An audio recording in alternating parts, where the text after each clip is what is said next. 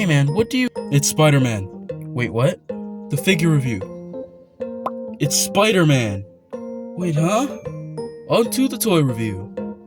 Wait, so quick, like 15-second. What is up, everybody? Welcome back to my channel. It is your boy Joe, and today we'll be taking a look at the Marvel Legends Amazing Fantasy Spider-Man. Quick update about myself. Sorry for the hiatus. I've already uploaded a post on what's to come for my upload schedule. I'll put it right here. And, but ignore this is just markers. I don't self-harm. No promoting self-harm, don't worry. But yeah, taking a look at this figure, the paint and sculpting is actually really nice. We got for at the time, it's pretty good Spider-Man head sculpt. Pretty good body look. The hands are nice. The detailing on the legs, the webbing. There is this little spot right here that kind of just scuffs off for some reason. That's how I got it. Don't know why. I don't know if that's the case for other people, but yeah, that's really good in my personal opinion. But another thing, this right here is inaccurate to the Amazing Fantasy version. The Amazing Fantasy version is blue. I'll put it right here. You can look at them side to side. This one's red, that one's blue for some odd reason. But honestly, I don't mind the red simply because I prefer the red. Not because I don't like the blue, it's just I prefer the red, because I like a red and black Spider-Man or just a red and blue Spider-Man. Anyways, let's go ahead and take a look at what this figure has to offer. Now, when it comes to this figure and its accessories, they're actually pretty decent.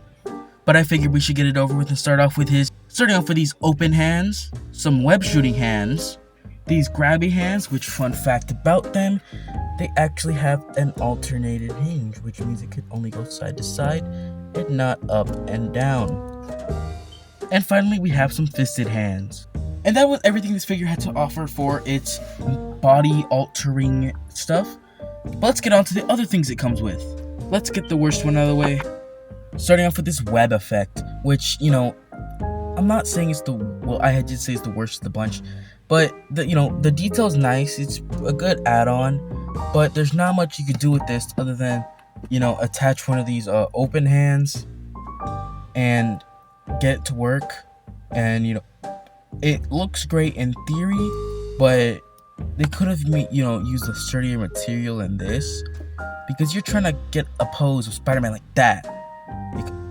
A straight pose of him swinging, or maybe, just maybe, Hasbro, you could have done a bendy wire, so you could bend it in any way you want. But no, because Hasbro doesn't like bendy wire, but NECA's out here doing bendy wire on the smallest things. So Hasbro could just stop being lazy and make bendy wire web effects instead of just a floppy plastic that comes like this. By the way, it comes in this shape.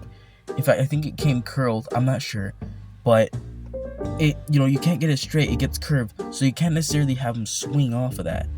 So the best you can do is kind of just use your imagination, or just make a custom one, like this one here. The next four effects are kind of just, in my opinion, not the best. First off, we have these web arm effects, which I will go ahead and showcase off right now. And it looks pretty good. It actually looks pretty good now that I look at it. So you get to the back. Don't know what's all this extra space for. They could have at least included a little bit, not overly exaggerated. And then moving on to the next one. And the next one is with these closed web wings, I'd say. I don't know what the purpose of these were, other than to make it look more like a spider's webs. But there's the folded effect, which actually looks pretty good. Not to the side, because it's hovering a little bit, as you can see right there. But but then there's no point of keeping these on, since you have to switch them out every time if you want to do a pose. And they're not the best. Sticking into the pegs a little weird, and it has to be a certain shape. Don't know why I couldn't be a peg hole like the rest of them. But one way Hasbro could also avoid this is if they used fabric or something. But hey, I'd rather just keep them off, since they're better off not there. Even though if there's a hole, you kind of just don't see that part. But other than that, those are all of his accessories. Let's stop talking about what this figure has to offer, and let's get on to his pose ability.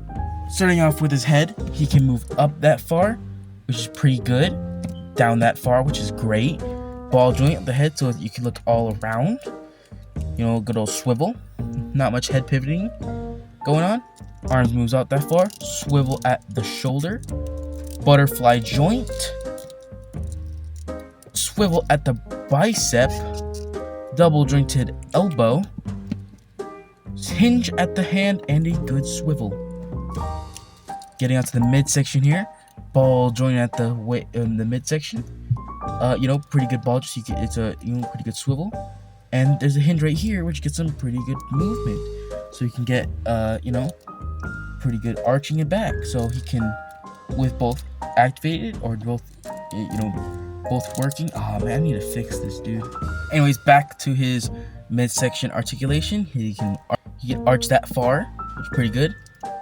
He can crunch that far, which is pretty good as well. Pretty good spread.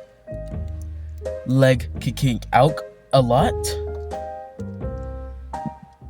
Kick back, not much. Swivel at the thigh right here. Double jointed knee. And it could pretty much reach his back, which is pretty good. That means he has a lot of range of articulation. Swivel at the calf, which doesn't exist in nature. And single joint for the foot, allowing for a pretty good pivot, which is almost, broken. And that's it for this figure's articulation, which is pretty good. This figure is a great Spider-Man figure if you're looking for a classic looking Spider-Man. But let's stop talking about how good this figure looks and how well it articulates, and let's get on to his size comparison. Here he is next to my last review, the Friday the 13th Part 7 Jason. Here he is next to the Figma Doomslayer. Here he is next to the SH Figuarts Iron Man Mark 6. Here he is next to another Spider-Man figure I've also reviewed on this channel, the bootleg Amazing Amikuchi Spider-Man. And here he is next to Lightning McQueen. And that's it. This figure is a great figure if you're looking for a Spider-Man figure that's, pretty affordable. At least I think so. And, has great detail. And if you're just looking for a pretty good looking, regular old Spider-Man.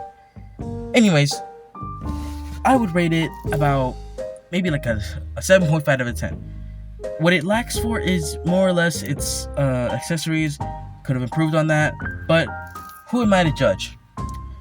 Anyways, that is all the time I have for today. Look good, stay safe, and I will see you all in the next one. Bye-bye.